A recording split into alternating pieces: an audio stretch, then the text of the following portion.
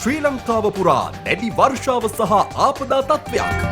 එවුණු දින දෙකේ මිලිමීටර් 150 ඉක්ම වූ අධික වැස්ස. අදත් හද සුළං සහ තවදුරටත් අධික වර්ෂාවක්.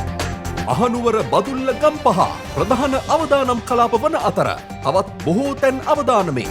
ප්‍රධාන ජලාශවල වාන්දොරටු විවෘතයි. පහත් බිම්වලට දැඩි අවදානමක්. දැනට අධික පිරිසක් අවතැන් වී ඇති අතර ඒ සඳහා රටපුරා සහන සේවා කඩිනම් කර තිබේ.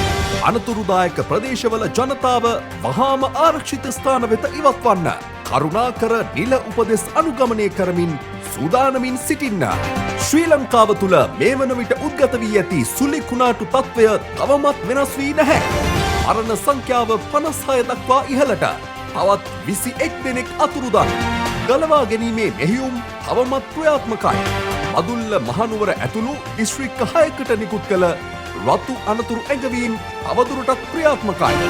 වෙන්තොට පාලම කඩා වැටේ. ප්‍රධාන දුම්රිය මාර්ග රැසක් අවලංගු කර ප්‍රවාහනය ඇන හිටි. කැලණි ගඟ ද්‍රෝණියටත් ගංවතුර රතු අනතුරු ඇඟවීම් නිකුත් කරයි.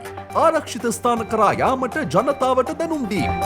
අනතුරුදායක ප්‍රදේශවල ජනතාව වහාම ආරක්ෂිත ස්ථාන වෙත ඉවත්වන්න කරුණාකර නිල උපදෙස් අනුගමනය කරමින් සූදානමින් සිටින්න.